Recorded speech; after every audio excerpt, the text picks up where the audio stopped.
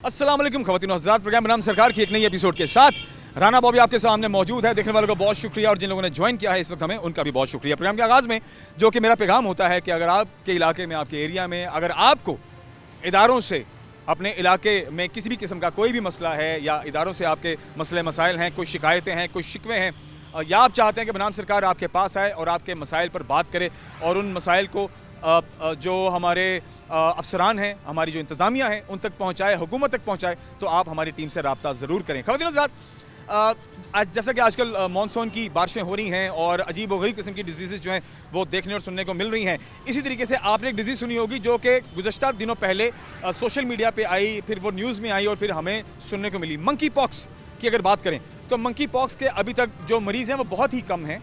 ये बीमारी भी बाहर से मुंतकिल हुई है पाकिस्तान, और शुक्र अल्लाह का ये है कि डायग्नोज होगी, पता चल गया और हम अलर्ट हो गए सारे। आज के प्रोग्राम में हम आपको ये बताएंगे कि मंकी पॉक्स की अलामात क्या हैं, इसके सिम्टम्स क्या हैं, और सिम्टम्स के बाद अगर आपने इसका इलाज कराना है, अगर आपने किसी डॉक्टर के पास जाना है तो किस तरह से जाना है, कौन कौन सी चीज़ों का ख्याल रखना है। अगर आपको अपने जिस्म पर, आपके बदन पर किसी भी किस्म का चेंज नज़र आता है तो क्या वो मंकी पॉक्स होगा या नहीं, इस हवाले से आज के प्रोग्राम में बात करेंगे। दूसरा हम बात करेंगे कि जैसा आप जानते हैं कि डेंगू की एक मुहिम चल रही है और जैसे मानसून की फिर से मानसून की बारिशें हैं, पानी जमा हो रहा है घरों में, गलियों में, सड़कों पे, और फिर आपके जो रूम कूलर्स हैं उनके अंदर भी, और फिर जो जहाँ पर पानी कहीं भी कंटेन हो जाता है, मुख्तलिफ जगह जो होती हैं, तो वहाँ पर डेंगू फैलने का खदशा है। तो ये मुहिम भी चल रही है। एक बार फिर से हम ये अवेयरनेस प्रोग्राम करने की कोशिश करेंगे कि डेंगू से कैसे बचा जा सकता है। ये डिटेल्स आज के प्रोग्राम में हम शामिल करेंगे और इस हवाले से हम कुछ डर्मेटोलॉजिस्ट और कुछ जो जनरल फिजिशियंस हैं उन्हें शामिल करेंगे प्रोग्राम में, ताकि डिटेल्स आप तक बाकायदगी से पहुँचें और आप आने वाले वक्त में अगर अलामात ये देखें, अपने में ये चेंजेस देखें, तो आपको पता हो कि ये डेंगू है या ये मंकी पॉक्स है। अच्छा, हमारे पास क्योंकि जो एक हमारी कंटेंट टीम है वो कुछ तफसीलात भी लेकर के आती है और प्रोग्राम में हम शामिल करने की कोशिश करते हैं, तो मैं कुछ डिटेल्स शामिल करता हूं, कुछ तफसीलात हैं मंकी पॉक्स के हवाले से जो कि हम प्रोग्राम में आगे बढ़ने उससे पहले आपके लिए मैं शामिल करता हूं। ज़रा गौर से सुनिए। पाकिस्तान में नेशनल इंस्टीट्यूट ऑफ हेल्थ यानी NIH के मुताबिक मुल्क में मंकी पॉक्स के 2 मरीजों की तस्दीक की गई है। NIH के मुताबिक मज़कूरा मरीजों ने सऊदी अरब का सफ़र किया और उन्हें पाकिस्तान इंस्टीट्यूट ऑफ मेडिकल में रखा गया है, जहां उनकी रिपोर्ट्स मुस्बत आई हैं। इनमें एक मरीज अभी तक अस्पताल में ज़ेर इलाज है, जबकि दूसरे को घर भेज दिया गया है। सिविल एविएशन अथॉरिटी के तर्जमान के मुताबिक मंकी पॉक्स के फैलाव को रोकने के लिए तमाम बैनुल-अक़वामी एयरपोर्ट्स पर किसी भी फ्लाइट पर मंकी पॉक्स के मुश्तबा केस की सूरत में मुसाफिर एयरपोर्ट से बाहर जाने के लिए मामूल का रास्ता इस्तेमाल नहीं करेगा, बल्कि बॉर्डर हेल्थ सर्विस और एयरलाइन स्टाफ एम्बुलेंस में मरीज को अस्पताल मुंतकिल कर देंगे। मंकी पॉक्स सबसे पहले 1958 में डेनमार्क के दारुल हुकूमत पिंगहेगन की एक लेबॉर्ट्री में मौजूद बंदरों में दरियाफ्त किया गया था। लेबॉर्ट्री में ये बंदर 2 माह कबल आए थे। ताहम सन 1970 में इंसानों में मंकी पॉक्स का पहला केस उस वक्त सामने आया जब कॉन्गो के एक अस्पताल में एक 9 माह के बच्चे को दाखिल किया गया जिससे यह वायरस लग चुका था। इस बच्चे की रिहाइश जंगलात के करीब थी, ताहम डॉक्टर्स इस बात का सुराग नहीं लगा सके कि आया ये वायरस बच्चे को किसी बंदर से लगा है या किसी और शय से। ताहम अस्पताल में इलाज के बाद बच्चा ठीक हो गया था, लेकिन कुछ दिनों बाद उसे खसरा हुआ और फिर उसकी मौत वाक़या हो गई। मुमकिन है कि इससे पहले भी मंकी पॉक्स से मुतासरा मरीज मौजूद हों, मगर इनमें वायरस की तशखीस ना हो सकी हो, क्योंकि मंकी पॉक्स से भी जिल्द पर उसी तरह के दाने नमूदार होते हैं जैसे चेचक वगैरह के दाने जिस्म पर नमूदार होते हैं। कि जनवरी 2023 से कॉन्गो में मंकी पॉक्स के 19,000 से ज़ायद केसेस रिपोर्ट हो चुके हैं और इससे होने वाली अमवात की तादाद 900 हो चुकी है। 19,000 केसेस फाइल हो चुके हैं और 2023 में, जिसमें से तकरीबन 900 की मौत वाक़या हो चुकी है। कहा यह जा रहा है ये क्लैड 1 का ये जो वायरस है ये इस बार काफ़ी ख़तरनाक है, जो कि जानलेवा साबित हो सकता है। मंकी पॉक्स के हवाले से ये कुछ तफसीलात थी जो मैंने प्रोग्राम में शामिल की। आइए अब हम आगे बढ़ते हैं और डॉक्टर्स हज़रात से मुलाकात करते हैं, इसकी डीप डिटेल जानने की कोशिश करते हैं और इसके सिम्टम्स पे बात करते हैं और उसके बाद हम इसका इलाज कैसे करेंगे। क्या जैसे कोविड आया था तो हम क्वारंटीन कर देते थे 15 दिन के लिए, 20 दिन के लिए, क्या वो तरीकाकार होगा, या जो मंकी पॉक्स का मरीज़ है वो आम लोगों में भी फिरता रहे तो फ़र्क नहीं पड़ेगा। क्या ये ऐसा वायरस है जो पर्सन टू पर्सन फैलता है, या ये ऐसा वायरस है जो एक ही शख्स तक मुंतकिल रहता है, जिसको हो गया। लेकिन जो सूरत हमारे सामने है, मतलब अगर 19,000 केसेस फाइल हो चुके, इसका मतलब है कि ये वो वायरस है जो एक से दूसरे को मुंतकिल होता है। अब बचाव कैसे मुमकिन है और अद्वियात कौन सी लेनी है और आपने इलाज कैसे करना है, ये तमाम डिटेल्स आज के प्रोग्राम में हम शामिल करते हैं। देखते हैं प्रोग्राम बनाम सरकार। ख़वातीन और हज़रात, मंकी पॉक्स के हवाले से जो एक डीप डिस्कशन है वो आप तक पहुंचाने के लिए मैंने डॉक्टर अहमद फारूक साहब का थोड़ा सा वक्त लिया है। आप मेडिकल स्पेशलिस्ट हैं प्रोफेसर हॉस्पिटल फैसलाबाद में। हमारी इनके साथ दूसरी मुलाकात है, लेकिन ये जो मर्ज़ है मंकी पॉक्स, इसकी एक मुकम्मल तफसील जो है वो आज के इस प्रोग्राम में हम शामिल करेंगे। आप हमारे साथ हैं। डॉक्टर साहब, वक्त देने का बहुत शुक्रिया। अच्छा डॉक्टर साहब, अब मुझे सबसे पहले तो ये बताइए कि ये जो मंकी पॉक्स है ये बेसिकली डिज़ीज़ क्या है? मंकी पॉक्स जो डिज़ीज़ है, जैसे कि इससे नाम से ज़ाहिर हो रहा है, ये डिज़ीज़ मंकी से स्टार्ट हुई थी और 1958 में इसके इनिशियल केसेस वो डायग्नोज हुए थे। लेकिन मंकी से ह्यूमन में ये डिज़ीज़ ट्रांसफ़र हुई 1970s में फॉर द फर्स्ट टाइम, जब अफ्रीका में 9 इयर्स ओल्ड बॉय में ये केस रिपोर्ट किया गया था। लेकिन उसमें सिम्टम्स कुछ बहुत ज़्यादा नहीं थी। वो मंकी पॉक्स से सर्वाइव किया, लेकिन बाद में दूसरी इन्फेक्शन की वजह से उस बच्चे की डेथ हुई है। तो राइट फ्रॉम 1970 अभी 2024 तक कोई 75,000 cases all over the world report हो चुके हैं और ये तकरीबन 200 से ज़्यादा कंट्रीज़ में डिफरेंट नेशन में रिपोर्टेड हैं। जी बिल्कुल जा चुका हुआ है। पिछले तकरीबन 52 साल में ये टोटल केसेस 74 या 75 हज़ार के करीब रिपोर्ट हो चुके हैं। सही। अच्छा डॉक्टर साहब, ये हो तो गया, अब हमारे लोगों को पता नहीं। सबसे पहले तो जब आपको पता है कि जब कोरोना आया था तो कोरोना की मुख्तलिफ शक्लें वक्त के साथ साथ लोगों के सामने आती गई। पहले लगा जी कि ये कोई फ्लू है, ठीक है, कोई नहीं जी, आप पैनाडोल खाएं और आप घर में रेमेडी करें, आप ठीक हो जाएंगे। फिर उसकी एक स्वेयर उसका जो डैमेज है वो समझ में आया कि जी अच्छा, जिससे सांस भी रुकना शुरू होता है। अच्छा जी, अस्थमा के पेशेंट्स के लिए ये करें वो करें। फिर समझ में आया कि अच्छा जी, बुखार भी चढ़ता है। फिर समझ में आया कि अच्छा जी, ये तो फैलता है एक से दूसरे को। तो वक्त लगा हमें उसको समझने में, लेकिन शुक्र अल्लाह का ये था कि हमने बहुत जल्द उस पर काबू पा लिया और Pakistan was one of top 3 countries in the world जिन्होंने बहुत जल्दी कोरोना पे काबू पा लिया था। ठीक है, अब ये जो डिजीज़ है, देखिए 2 केसेस फाइल हुए हैं अब तक पाकिस्तान में, और ये अफ्रीका के जंगलों में और अफ्रीका में ये एक डिजीज़ पैदा होती है, सामने आती है, वहाँ से वो सऊदी अरब तक पहुँची हुई है। और सऊदी अरब से अब 2 ऐसे केसेस हैं जो पाकिस्तान में, जैसे उन्होंने ट्रैवल किया है, वो डायग्नोज हुए हैं। उसमें से एक को रिलीफ दे दिया गया है और एक अभी तक स्टिल अंडर कस्टडी है। मुझे सर ये बताइए, क्या ये ऐसी बीमारी है कि जो इतनी ही जल्दी आप इधर डायग्नोज हुए, उधर ही आप ठीक हो गए और आप घर चले गए? अच्छा, इसमें सबसे इम्पॉर्टेंट चीज़ ये है कि डिज़ीज़ की मॉर्टेलिटी कितनी है। हमें कोई भी डिज़ीज़ उसकी मॉर्टेलिटी के हिसाब से डील करनी चाहिए। जो मंकी पॉक्स है, इसमें फॉर्चुनेटली मॉर्टेलिटी बहुत ही कम है। मॉर्टेलिटी से मुराद ये है कि अगर हमारे पास मंकी पॉक्स के 100 केसेस कंफर्म्ड होंगे तो उनमें से कितने अफराद लुक्मा अजल बनते हैं। 100 केसेस में एक फ़र्द जो है वो वफ़ात पा सकता है, या मैक्सिमम अगर इसकी सेवेरिटी बहुत ज़्यादा होगी तो 100 में से 10 अफराद के हलाक होने के चांसेस हैं, इससे ज़्यादा नहीं। अभी तक 900 लोग जो हैं वो लुक्मा अजल बन चुके हैं। लुक्मा अजल बन चुके हैं, लेकिन आप ये देखेंगे टोटल नंबर ऑफ़ केसेस कितने थे। तो इसकी ओवरऑल मॉर्टेलिटी जो है ये रेंज कर रही है 1% से लेकर 10% तक। कोई दूसरे बहुत सारी ऐसी डिजीज़ हैं जिसमें 50% 90% तक भी मॉर्टेलिटी होती है। यानी अगर 100 अफराद हैं उनमें से 80 या 90 अफराद नहीं बच पाएंगे। तो इसमें फॉर्चुनेटली मॉर्टेलिटी बहुत ज़्यादा नहीं है। हाँ, अलबत्ता ये है कि एहतियात ज़रूरी है। अब जैसे कि वर्ल्ड हेल्थ ऑर्गेनाइजेशन ने हाई अलर्ट किया है, ओवरपोर्ट पे SOPs उन्होंने जारी किए हैं और हर जगह पे, तो एहतियात लाजमी है। उसमें जितने भी केसेस हैं, अब इसमें जैसा कि आप जानते हैं कि एक वायरल इलनेस है, पेशेंट को बुखार, नज़ला। अलामात के हवाले से मैं आपसे ये जानना चाहूँगा, मुझे एक तफसील बताइए ताकि हमारे देखने वालों तक पता चल जाए। क्या पता केसेस हमारे इर्द गिर्द ही फिर रहे हों। ये तो वो जो 2 हैं ना जो डायग्नोज हो गए, पता चल गया, लेकिन क्या पता कि हमारे इर्द गिर्द लोग फिर रहे हैं और हमें पता ही ना हो। तो सबसे पहले मुझे इसकी जो अलामत है, जो आप अपने एक्सपर्टीज़ के मुताबिक, अपने एक्सपीरियंस के मुताबिक समझते हैं कि मंकी पॉक्स की जो अलामत है वो आपके जिल्द के ऊपर ऐसे कौन से असरात है जो आपको फील हो, तो आपको पता चल जाना चाहिए कि आप इस बीमारी का शिकार हो चुके हैं? देखिए, इसमें बुखार के साथ साथ पेशेंट की जिल्द के ऊपर सुर्ख रंग के दाने बनना शुरू हो जाते हैं और उन दानों में से पीप या पानी निकलना शुरू हो जाता है। तो जब बुखार के साथ आपके जिस्म के ऊपर छोटे छोटे दाने बनना शुरू हो जाएं तो फिर आपको अलर्ट होना चाहिए कि मोस्ट प्रोबेबली ये वायरल इलनेस है। तो जिस तरह और बहुत सारी वायरल इलनेसेस जिसमें चिकन पॉक्स और दूसरे मीज़ल्स आपको अफेक्ट कर सकते हैं, छोटे बच्चों को अफेक्ट कर सकते हैं, बड़ों को भी अफेक्ट कर सकते हैं, हामला ख़वातीन को अफेक्ट कर सकते हैं, और बहुत सारे ख़ास तौर पे ऐसे लोग जिन्हें हम इम्यूनोसुप्रेस्ड बोलते हैं, यानी उनमें क़ुव्वत मुदाफ़त की कमी होती है, वो बहुत सारी और बीमारियों का शिकार होते हैं। तो ऐसे अफराद में किसी किस्म की नेगलिजेंस की गुंजाइश नहीं है, उन्हें फ़ौरी तौर पे डॉक्टर के पास लेके जाएं और फिर आगे आपका मेडिकल स्पेशलिस्ट या आपका रेलिवेंट इन्फेक्शियस डिजीज़ स्पेशलिस्ट जो होगा वो फर्दर इन्वेस्टिगेट करेगा। लेकिन इसमें बात फिर वहीं आ जाती है कि ये एक सेल्फ लिमिटिंग डिजीज़ है।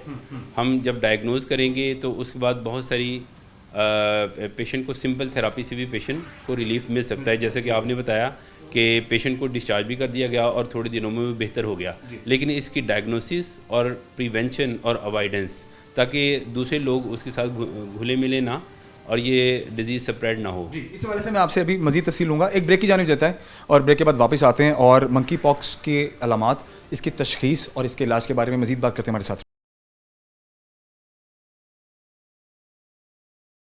ख़वातीन वी आर बैक, बहुत शुक्रिया इसे ज्वाइन करने का। और आज हम बात कर रहे हैं मंकी पॉक्स, इसके असरात और इसके ट्रीटमेंट के हवाले से। अच्छा डॉक्टर साहब, अभी ब्रेक से जाने से पहले हम बात कर रहे थे कि इसकी अलामात क्या हैं या क्या हो सकती हैं। ठीक है, अभी WHO की तरफ से कोई ख़ास इंस्ट्रक्शंस तो नहीं आई इस बीमारी को लेके कि इस डिज़ीज़ पर आपने किस तरह से इसको लेके चलना है, क्या क्या मेडिकेशन करनी है, किन एहतियाती तदाबीर को आपने सामने रखना है। लेकिन एक एक्सपर्ट ओपिनियन है, डॉक्टर्स हैं ऑब्वियसली, तो ये इस बात को हम और आपसे ज़्यादा बेहतर तरीके से हमें गाइड कर सकते हैं। तो एक गाइडेंस है बेसिकली और अवेयरनेस है तमाम देखने वालों के लिए। अच्छा डॉक्टर साहब, अगर एहतियाती तौर पर मुझे बताएं कि जब ये सिम्टम्स आपको नज़र आ जाएं, आपको लगे कि हाँ ये सिम्टम्स हो गए हैं, आपको महसूस हो रहा है, तो तब आपने क्या करना है? देखें, जो ही आपके अंदर अलामात ज़ाहिर हों तो फ़ौरी तौर पे आपने अपने मेडिकल स्पेशलिस्ट से रुजू करना है। इसके अलावा समटाइम्स ये होता है कि आप उसे इग्नोर कर देते हैं या आपको पता नहीं चलता, बाद में ख्याल आता है कि ये अलामात आ रही थी और मेरी जल्द के ऊपर दाने निकल रहे हैं, घर में बहुत ईजी लेते हैं, इग्नोर लेते हैं कि शायद मच्छर काट गया है या वैसी कोई, आजकल मॉनसून है तो शायद कोई वैसी कोई वायरल कोई चीज़ काट कूट गई होगी। हाँ, ये ईजी नहीं लेना, लेकिन कम अज़ कम अगर आप शक शुबे में हैं कि ये तो किसी मच्छर ने काट लिया या कोई ऐसा सीरियस इशू नहीं है, तो उसमें एक काम ज़रूर करें। घर में ख़ास तौर पे बूढ़े अफराद, छोटे बच्चे, जो हामला ख़वातीन होती हैं घर में, और इसी तरह बहुत सारे दूसरे मरीज़ घर में होते हैं जो मुख्तलिफ़ बीमारियों में मुब्तला हैं। किसी को कैंसर का मसला चल रहा है, किसी को दिल का अर्जा है, शुगर, ब्लड प्रेशर, इस तरह की चीज़ें कंट्रोल नहीं हो रही। तो ऐसे लोगों से, ऐसे मरीज़ों को कम अज़ कम ज़रूर आप दूर रखें, क्योंकि ये जो दूसरे मरीज़ होते हैं इनमें क़ुव्वत मुदाफ़त इंतहाई कम होती है, तो उनमें छोटी मोटी इन्फेक्शंस भी बहुत ज़्यादा पेचीदा सूरत हाल इख्तियार कर लेती है। इसके अलावा जब आप अपने डॉक्टर से रुजू करेंगे तो फर्दर टेस्ट वगैरह किए जाएंगे, इसकी तशख़ीस की जाएगी और इसके हिसाब से इसका ट्रीटमेंट किया जाएगा, लेकिन ऐसी अलामात को आप इजी बिल्कुल ना लें। ठीक है। तो डॉक्टर साहब, ये तो अलामत हो गई और हमने इस पर बात भी कर ली। अब जैसे कि ये वो वायरस है या ये ऐसा इन्फेक्शन है जो कि मुंतकिल हो सकता है, ट्रांसफरेबल है। जैसे डेंगू भी आया था तो ये सुनने में आया कि जी सांस की बीमारी, जिनको सांस का इशू है, जो सांस लेते हैं उनको बहुत ज़्यादा ये पकड़ में लेता है, ठीक है, और जिनका जो इम्यून सिस्टम बड़ा स्ट्रॉन्ग है वो ज़रा रिकवर कर जाते हैं। ये हमने चीज़ें देखी। फिर हमने ये भी देखा कि ये दूसरों को मुंतकिल होता है, भाई छूने से भी मुंतकिल हो रहा है, पास बात करने से भी मुंतकिल हो रहा है, तो बड़ा एक पैनिक क्रिएट हो गया था।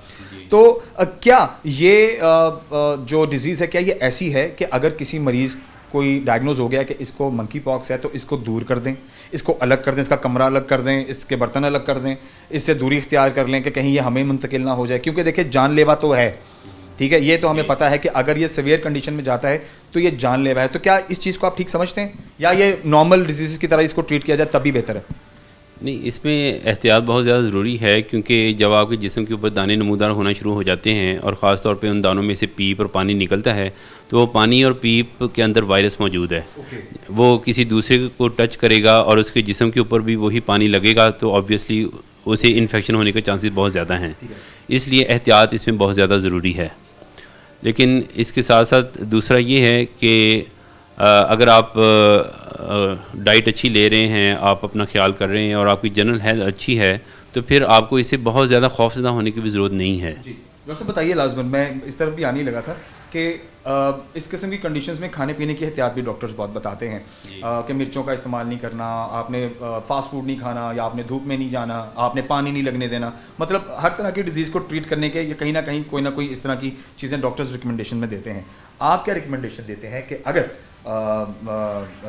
जो फूड है वो कौन कौन सा रिकमेंडेड है, अगर ऐसी सिचुएशन आपको होती है तो आपने डाइट में क्या क्या लेना है? अव्वल तो ये मैं चाहूँगा कि अवेयरनेस लोगों तक पहुँचे और हमें भी समझ में आए कि क्या करना है। दूसरी वायरल इलनेसेस की तरह इसमें भी चूँकि आपकी रिकवरी जो है वो इम्यून मीडिएटेड होती है, आप अपनी क़ुव्वत मुदाफ़त ही की बेस के ऊपर रिकवर कर पाते हैं।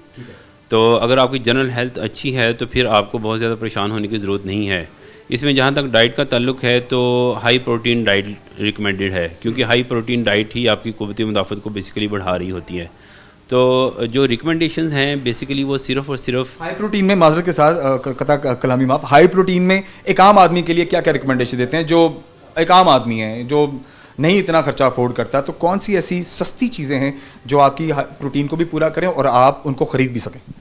देखिए, हाई प्रोटीन डाइट में उबले अंडे की सफ़ेदी वो हाई प्रोटीन डाइट है। फिर इसके अलावा खुश्क मेवाजात हैं, दालें हैं, और गोश्त जो है, चिकन खाया जा सकता है। ये सारी प्रोटीन डाइट्स हैं। अल्लाह ही हाफ़िज़, आजकल आपको पता है उसमें वो बेचारा जितनी जल्दी तैयार होता है उसके अंदर तो होता ही कुछ नहीं है। तो अगर देसी मुर्ग खाना हो तो क्या वो रिकमेंडेड है? क्योंकि देसी मुर्ग चले फिर भी मुर्ग तो होता ही है। देखिए, मछली और देसी मुर्ग जो है ये तो सुपीरियर डाइट है, लेकिन अगर देसी मुर्ग किसी को अवेलेबल नहीं है तो दूसरा मुर्ग भी खाया जा सकता है। और इसके अलावा अंडे दालें तो मेरा ख्याल कोई बहुत ज़्यादा महंगी प्रोडक्ट नहीं है, ये आम आदमी भी अफोर्ड कर सकता है। बाकी जो डाइट आपने अवॉइड करनी है वो जनरली भी हम एडवाइस करते हैं कि बाज़ारी खाने जिसमें बहुत ज़्यादा मिर्च मसाले तली चीज़ें हों, बाज़ार के खाने हों, फास्ट फूड हों, वो तो किसी भी तरीके से रिकमेंड नहीं की जा सकती। अगर आप किसी डिज़ीज़ से सफ़र नहीं भी कर रहे तो रूटीन में भी इन चीज़ों से हमें अवॉइड करना चाहिए। लेकिन ख़ास तौर पे जब आप किसी बीमारी का मुकाबला कर रहे हैं फिर तो आपको स्पेसिफ़िकली होम डाइट के ऊपर आना चाहिए, जिसमें सब्ज़ी फल का इस्तेमाल और दूसरी प्रोटीन डाइट जो मैंने आपको मेंशन की है इसका इस्तेमाल ज़्यादा करना चाहिए। ठीक है डॉक्टर साहब, मैं एक बात जो कि मैं पहले भी की है वो शायद क्योंकि हमारी डिस्कशन में कहीं पीछे रह गई है, मैं दोबारा ये बात जानना चाहूँगा, क्या ऐसे मरीज़ को दूर रखा जाए, क्वारंटीन किया जाए, या आम मरीज़ों की तरह ही उसको घर में ट्रीट किया जाए? देखिए, जहाँ तक क्वारंटाइन का ताल्लुक़ है, जब कोविड में भी क्वारंटाइन किया गया तो बाद में पता चला कि इसके बहुत ज़्यादा खातिर खा फ़वाइद हमें नहीं मिले, बल्कि बाद में फिर WHO ने कह दिया था कि क्वारंटाइन करने की कोई ज़रूरत नहीं है। उसमें अगर पैनिक क्रिएट हो गया था, डर गए थे, बिल्कुल डर गए थे। आप सिर्फ इतना काम करें कि घर के अंदर अगर आपके घर में 10 अफराद हैं तो 10 अफराद में से 6, 7, 8 लोग अदरवाइज़ हेल्दी होंगे। नौजवान हेल्दी लोग जिनकी जनरल हेल्थ अच्छी है, जो स्पोर्ट्समैन हैं, जो अपना रूटीन का काम करते हैं, उन्हें आप अगर क्वारंटाइन नहीं भी कर सकते तो जो बूढ़े अफराद हैं, छोटे बच्चे हैं और दूसरे बीमार अफराद हैं घर में, उन्हें आप ज़रूर इन लोगों से बचा के रखें। तो इतना ही काफ़ी है। सभी लोगों को क्वारंटाइन करना बाज़ वक़्त पॉसिबल नहीं होता, इकनॉमिकल नहीं होता और वो फिजिबल नहीं है। इसलिए इन लोगों से आप अवॉइड करें। अगर किसी को इस तरह कोई मर्ज़ है तो उसे आप अलहदा रूम दे दें, तो इतना काफ़ी है। हाँ, ऐसा बिल्कुल ना करें कि आप उसके कमरे में भी ना जाएं, उसे बात करना छोड़ दें। एक वो पहले बेचारा बीमार है, दूसरा वो डिप्रेशन का शिकार हो जाएगा, वो समझेगा मैं पता नहीं क्या इन्होंने मुझे छूत समझ रखा है। तो ऐसा मैंने तो देखा है, क्योंकि हमारे सामने जो मिसाल है वो 2020 से लेकर ऑनवर्ड की जो सूरत हाल है वो उसने बहुत ज़्यादा पैनिक आज भी क्रिएट कर दिया। अब हर बीमारी को लोग काफ़ी सीरियस लेते हैं। और एक बात मैं आपको बता दूं, क्वारंटाइन के चक्कर में अगर आप किसी पेशेंट को डिप्रेशन में मुब्तला कर देते हैं तो जो उसके बचने के चांसेस वो भी कम हो जाएंगे। उसकी वजह ये है कि ये रिसर्च प्रूवन चीज़ है कि जब आप डिप्रेस्ड होते हैं आपकी इम्यूनिटी डिक्रीज़ होती है। डिप्रेशन में, एग्रेशन में आपके जिस्म में स्टीरॉइड्स और कॉर्टिसोल का लेवल हाई होने लगता है। जब कॉर्टिसोल का लेवल हाई होता है तो आपके जिस्म में इम्यूनिटी डिक्रीज़ होना शुरू हो जाती है, बीमारी का मुकाबला करने की सलाहियत आपके जिस्म में कम होना शुरू हो जाती है। तो उसने अगर आप उसे मॉरल सपोर्ट देंगे, फैमिली और फ्रेंड की सपोर्ट बीमारी में बहुत ज़्यादा ज़रूरी होती है। अगर आप उसे कमरे में बंद कर देंगे, लॉकअप में रख देंगे, उसे बाहर भी नहीं जाने देंगे और उसे खाना डाल देंगे, मतलब अपनी जान तो हर बंदे को अजीज़ है और हर बंदे को ये होता है कि जो हमने एक्सपीरियंस कर लिया है उसके बाद से हर बंदा डरता भी, ये पास में लोग जाते हैं कि यार कहीं मेन्यू ना लग जाए। ठीक है, और मैं ना किसी इस मसले में पड़ जाऊँ। नहीं, लेकिन ये बहुत गलत सोच है। ये मैं आपको क्लियरली बता दूं कि कोविड में भी क्वारंटाइन फेल था। इस चीज़ को आप क्लियरली अंडरस्टैंड करें, वो फेल था ये स्ट्रेटजी। और पाकिस्तान में जो क्वारंटाइन हुआ था आपको पता था, वो सिर्फ नाम का ही नाम का था। इस चीज़ को आपने अच्छे तरीके से देखा, और इसीलिए पाकिस्तान जो था one of the top countries था जिन्होंने इसे बहुत अच्छे तरीके से कंट्रोल किया, और जिन्होंने बहुत सख्त क्वारंटाइन किया वो फेल हुए। तो इसका मतलब अमवात भी वहाँ पर ज़्यादा हुई हैं। अमवात क्वारंटाइन वाले एरियाज़ में बहुत ज़्यादा हुई, जिनमें क्वारंटाइन नहीं हुआ उनमें बहुत कम हुई। ये बिल्कुल पते की बात है, और इसीलिए मंकी पॉक्स में क्वारंटाइन नहीं होना चाहिए। क्वारंटाइन के चक्कर में आप अपने ख़ास तौर पे ऐसे अफराद को खो देंगे जो अदरवाइज़ रिकवर हो सकते थे। और कोविड में भी हमने बहुत सारे ऐसे बूढ़े बाबों को, ज़ईफ़ अफराद को बचाया, जो कि बेचारे इस डिप्रेशन से मरे जा रहे थे कि यार मेरी सारी ज़िंदगी की कमाई, मेरी औलाद मेरे पास नहीं आती, मेरा बेटा मेरे पास नहीं बैठता, मुझे खाना नहीं खिलाता, मुझे पूछता नहीं है, बाहर नर्स को खाना देता और गायब हो जाता है। जो बंदा हफ्ता या 10 दिन इस कंडीशन में रहेगा वो बीमारी से तो नहीं मरेगा, लेकिन डिप्रेशन से शायद वो। डॉक्टर साहब, जो पैनिक था कि जिस तरह से जो बाहर के जो ओवरसीज़ पाकिस्तानीज़ थे, आपने देखा होगा कि वो जो कोविड की वजह से जिनकी जानें गई हैं वो एक तो ताबूत के अंदर आए, ठीक है, और उनको ना उनके लवाहिकीन को मिलने दिया गया, ना उनकी शक्ल देखने दी गई। तो ये वो हालात थे जो जिसने इतना डर क्रिएट कर दिया था लोगों के दिलों में कि हम हमारी गली में भी या मोहल्ले में भी या आप इलाके में भी किसी फलाने घर में भी कोविड निकला है तो सर सबकी जान निकल जाती थी। ये तो आपने भी एक्सपीरियंस किया और हमने भी किया। आप एक डेड बॉडी की घर वालों को दीदार करने नहीं दे रहे, क्या वो सिर्फ दीदार करने से वायरस आपको चिपक जाएगा? बीच में ऐसे भी केसेस आए, ऐसी रिपोर्ट्स भी आई थी या गवर्नमेंट के नोटिस आए थे कि इस डेड बॉडी को जब आप मैयत को गुस्ल देंगे तो उसका जो पानी होगा वो हमारे सीवरेज सिस्टम में एंटर नहीं होगा। जी जी बिल्कुल ऐसा ही है, बिल्कुल ऐसा पानी समझा जाने लगा। और उसका नुकसान क्या हुआ? उसका नुकसान ये हुआ कि बहुत सारे जो कोविड के प्रूवन कन्फर्म केसेस थे लोगों ने घरों में छुपा लिए। अब आप इसका क्या, उन्होंने रिपोर्ट ही नहीं की। हाँ, और इस चीज़ का कितना नुकसान हुआ? जब आप इतना ज़्यादा टेरर फैला देंगे कम्युनिटी के अंदर तो फिर तो आप चीज़ों को ख़राब कर रहे हैं, फिर ज़रूरत से फेस ही नहीं कर पाएंगे। बिल्कुल आप कंट्रोल नहीं कर पाएंगे। आप एक मरीज़ को आपने दहशतगर्द बना दिया, तो मंकी पॉक्स के पेशेंट को आप टेररिस्ट ना बनाएं, उसे एक आम मुअज़्ज़ज़ आदमी, मुअज़्ज़ज़ शहरी रहने दें, अपने घर का फ़र्द रहने दें, उसे बल्कि ज़्यादा इज्जत के साथ पेश आएँ। सर अब ये जो रिपोर्ट्स आ रही हैं, जैसे मेरे पास भी रिपोर्ट मैंने ऐड की है, अब देखें ये तो वो माहौल है जो अगर आप क्रिएट करेंगे तो वो क्रिएट हो जाएगा, अगर आप इसको नॉर्मल रहने देंगे तो वो नॉर्मल रहेगा। तो मेरे ख्याल से हमें एक सिंपल डिजीज़ की तरह इसको लेना चाहिए, और हम क्रिएट कर रहे हैं, आई थिंक सो, क्योंकि इतने पेशेंट पूरे पाकिस्तान में 20 करोड़ की आबादी में अगर 2 पेशेंट्स हैं तो ये बहुत बड़ा नंबर नहीं है। कुछ भी नहीं है, आटे में नमक के बराबर भी नहीं है। इसके ऊपर तो मेरे ख्याल में इतनी ज़्यादा बात भी नहीं होनी चाहिए, लेकिन well and good health education होनी चाहिए। लोगों को बताएं कि मुहतात रहें, बस इससे ज़्यादा नहीं कुछ। अगर खुदा ना खास्ता किसी को होता भी है तो बहुत सारी बीमारियों में से इसकी शरह अमवात जो है वो कम है, बहुत सारी दूसरी बीमारियों से कम है, तो परेशान होने की, डरने की कोई ऐसी बात नहीं है। बहुत शुक्रिया डॉक्टर साहब, थैंक यू वेरी मच आपके कीमती वक्त का। और बिल्कुल सही बात है, ये एक बीमारी है, अवेयरनेस देना हमारा मकसद है, और आज के प्रोग्राम का मकसद भी सिर्फ ये था कि आप तक अवेयरनेस पहुंचाई जाए। और इसके अगर आपको अगर आने वाले दिनों में कहीं सिम्टम नज़र भी आते हैं तो आपने उसको बहुत सिंपली लेना है, नॉर्मल लेना है, आराम से अपनी डाइट अच्छी रखें और डॉक्टर को दिखाएं। और जैसे बाकी जल्दी मर्ज हो जाते हैं, ये भी वैसे जल्दी मर्ज जैसे मर्ज है, तो परेशानी वाली बात नहीं है। ब्रेक के बाद वापस आते हमारे साथ रहिए।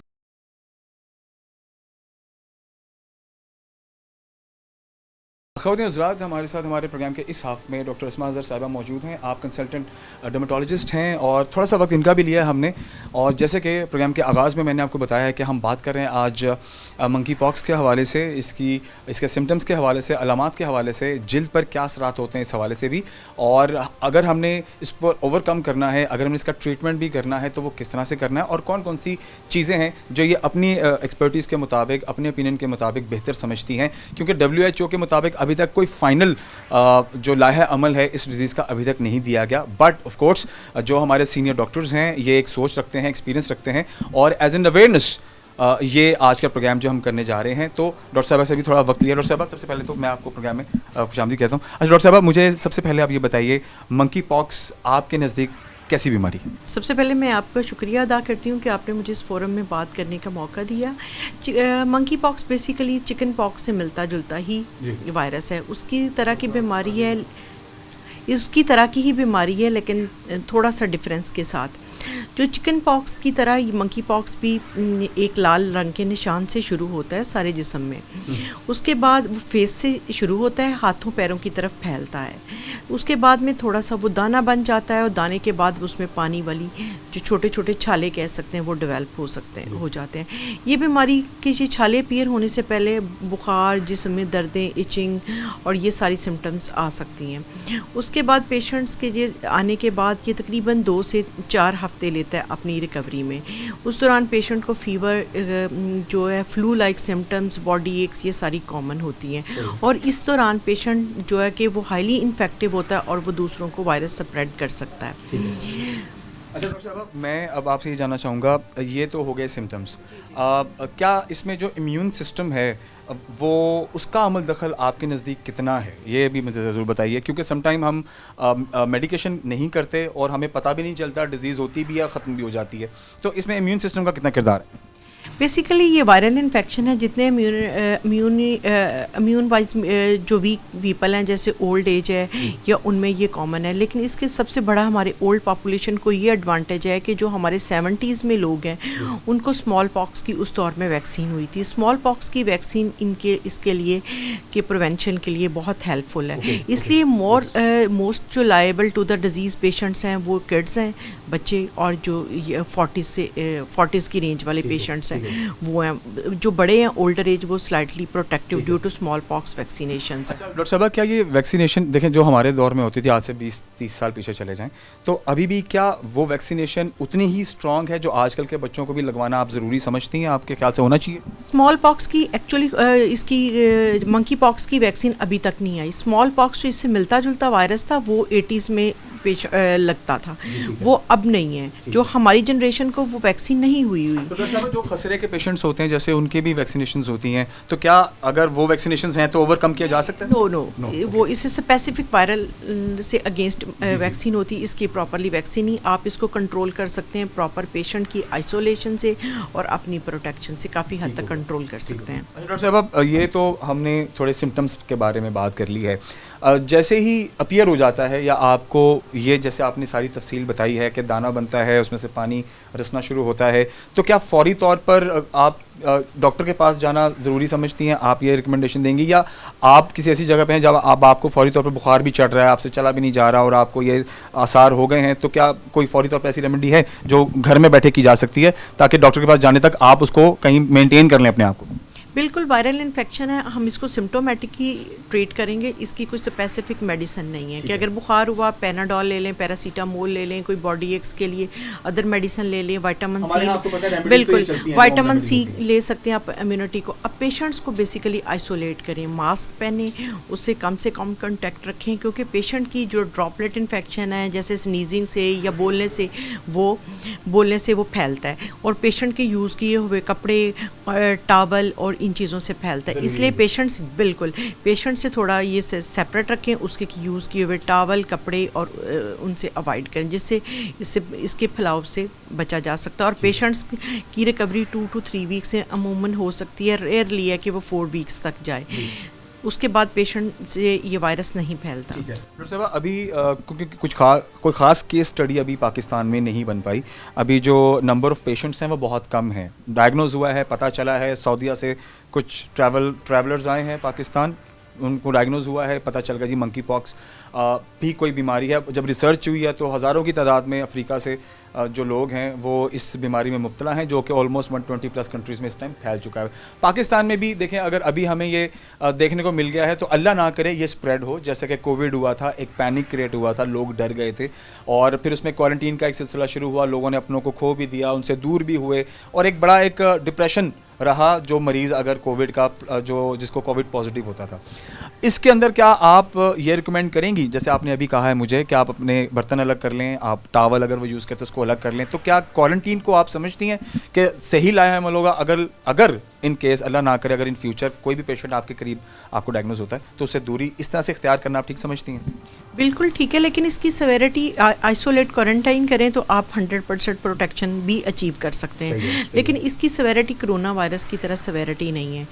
जिस तरह कोरोना वायरस की, और इसकी जो फर्टेलिटी रेट है वो बहुत कम है, यानी डेथ रेट बहुत कम है। इवन के जिन एरियाज़ में अफ्रीका वगैरह कंट्रीज में एंडेमिक है वहाँ भी सवेयर केसेस में भी डेथ रेट लेस दैन 10% है, हमारे में तो लेस दैन 1% है एशियन कंट्रीज़ में, तो इसलिए ये इतना सवेयर नहीं है जैसे एज कोरोना वायरस।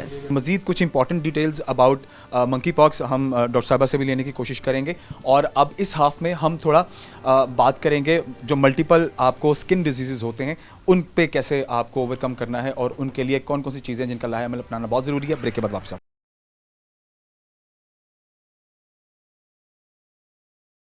ओके खवातीन हज़रात, वी आर बैक और डॉक्टर अस्मा अज़हर साहिबा हमारे साथ मौजूद हैं। पिछले हाफ में हमने मंकी पॉक्स के सिम्टम्स और इसकी तदाबीर के हवाले से बात की है, इसकी मेडिकेशन के हवाले से बात की है, और इसको ट्रीटमेंट अगर देना है तो वो उसके हवाले से कुछ चीज़ें हमने इंपॉर्टेंट जो है वो ऐड की हैं। इस हाफ में हम बात करेंगे, मैम मुझे बताइएगा, जब डायग्नोज हो गया आपने उसकी रेमेडी भी कर ली, आपने उसकी ट्रीटमेंट भी ले लिया, ठीक है, और आपके मुताबिक ऐसे मरीज़ से उससे बर्तन और उसका कपड़ा, ज़ाहिर है बॉडी को वो अगर अपने साफ़ करता है तो वो कपड़ा कोई और इस्तेमाल ना करे, क्योंकि स्किन डिजीज़ ऐसी होती हैं जो एक से दूसरे को मुंसलिक होती हैं। ये आपकी बात से बिल्कुल मैं इत्तेफाक करता हूँ। अच्छा मुझे ये बताइए, ऐसे मरीज़ को अगर खाना देना है या अगर उसने खाना खाना है, क्योंकि देखिए फ़ास्ट फूड बहुत ज़्यादा है, बाहर के खाने हम बहुत खाते हैं, ठीक है, और वो कहीं ना कहीं हमारे इम्यून को तो डिस्टर्ब करता ही है, लेकिन हमारे जो बाकी जो एक बॉडी के ऊपर एक बैरियर है उसको भी डिस्टर्ब करता है, जिसकी वजह से हमें ये सारी बीमारियाँ लाहक होती हैं। फूड आप क्या रिकमेंड करती हैं? फूड बेसिकली ये है कि वायरल जब इन्फेक्शन आपको हुआ है आपकी इम्यूनिटी डाउन जाती है।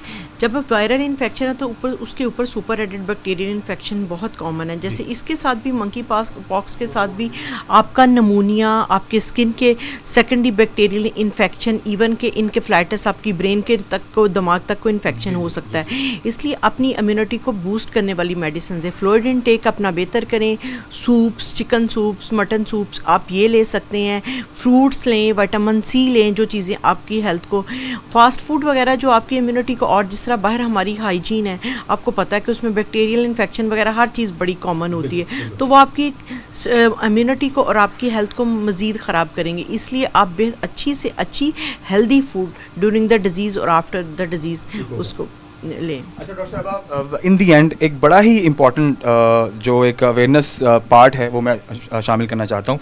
आपको याद होगा जब कोविड आया था तो जब लोगों ने जो इंजेक्शंस लिए थे, ठीक है, जो डोजेज़ लिए थे, उसके बहुत से साइड इफ़ेक्ट्स भी लोगों को बाद में हुए, इंक्लूडिंग मी इन सेल्फ, कि मैंने जब वो डोजेज़ लगाए उसके बाद से मुझे स्किन इन्फेक्शन हुआ, जो कि स्टिल अभी भी है। यूँ होता है कि जैसे बॉडी के ऊपर आपको इचिंग हो रही है, और which is inside, internal, body के अंदर रेड हो जाता है, आपको इचिंग होती है, और ऐसे और भी बहुत सारे केसेस मैंने इर्द गिर्द देखे और सुने भी हैं कि लोगों को ये अभी मसले हो रहे हैं।